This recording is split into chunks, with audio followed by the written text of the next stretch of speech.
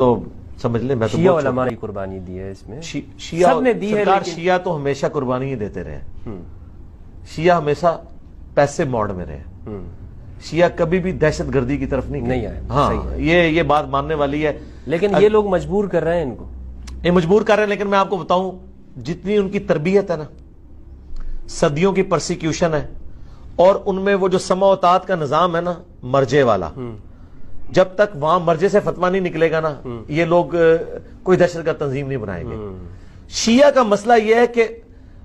ان کو ڈیویٹ ہونے سے بچانا بڑا آسان ہے۔ ان کا ایک بڑا اسی طرح ہے جیسے عبد القادر جیلانی قبر سے نکل آئے نا تو بریلویوں کی کیا حالت ہوگی، یا امام حنیفہ قبر سے نکل آئے تو دیوبندیوں کی کیا حالت ہوگی اور بریلویوں کی، وہ کہیں گے اب تو ہمیں کسی کے فتوے کی ضرورت نہیں۔ شیعہ کے لیے یہ درجہ جو ہے نا وہ خامنائی صاحب کا اور سستانی صاحب کا، ظاہر ہے وہ زندہ امام کی تقلید کرتے ہیں نا، ادھر ایک فتویٰ نکلتا ہے ختم۔ ایک چھوٹا سا فتویٰ نکلا تھا کہ تمباکو کی فصل اگانا حرام ہے، تو لوگوں نے اپنی فصلوں کو آگ لگا دی تھی۔ جو آپ اربوں ڈالر خرچ کر کے ختم کرتے ہیں نا منشیات، وہاں ایک فتوے سے ختم ہو جاتی ہے۔ وہ تو کہتے ہیں کہ یہ سمجھ لیں ڈائریکٹ ڈیوائن فتویٰ آ گیا۔ لہذا شیعہ کے اندر چونکہ ان کی ایک اپروچ کہ ہم نے پیسیو ریزسٹنس کرنی ہے، قربانیاں دینی ہیں اور ہارڈ لائنر نہیں ہونا، اتحاد بین المسلمین، جتنی بھی باتیں آپ دیکھیں وہی کرتے ہیں۔ لوگ کہتے ہیں یہ ایکٹنگ کر رہے ہیں، نہیں سرکار یہ ان کے مزاج میں یہ چیز۔ میں آپ کو بتاؤں طارق جمیل صاحب سے میری فون پہ بات ہو رہی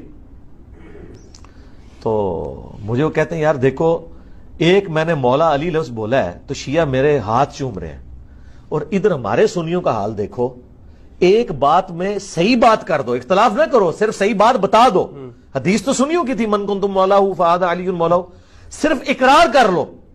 تو یہ ہمیں سنیے سے نکالے ہوئے ہیں۔ اور ان کا حال یہ کہ ہم نے ایک بات میں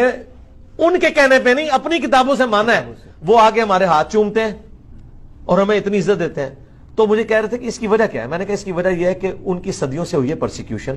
وہ پیسے موڈ کے اندر ہے، اور ان کو ڈوبتے کو تنکے کا سہارا ہے، ذرا سا بھی ان کو کوئی ایک روشنی کی کرن نظر آتی ہے نا، ٹھیک ہے، تو وہ عقیدت کے اس لیول پہ چلے جاتے ہیں۔ صحیح۔ تو یہ ایک اتنا پازیٹیو پہلو ہے، یعنی میں سمجھتا ہوں کہ شیعہ کا سب سے بڑا ایسٹ یہ ہے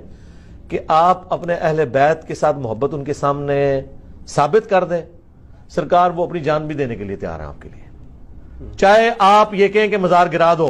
چاہے آپ کہیں یا علی مدد کہنا شرک ہے، وہ کہ نہیں مولا علی کا دفاع کر رہا ہے۔ دیکھ لیں آج بھی محرم کے دنوں میں سب سے زیادہ ویڈیوز میری شیئر ہو رہی ہوتی ہیں، حالانکہ میرا توحید کے بارے میں کتنا سخت سٹانس ہے، اور اسی طریقے سے اور عقیدہ امامت کے بارے میں بہت ہارڈ لائنر ہوں،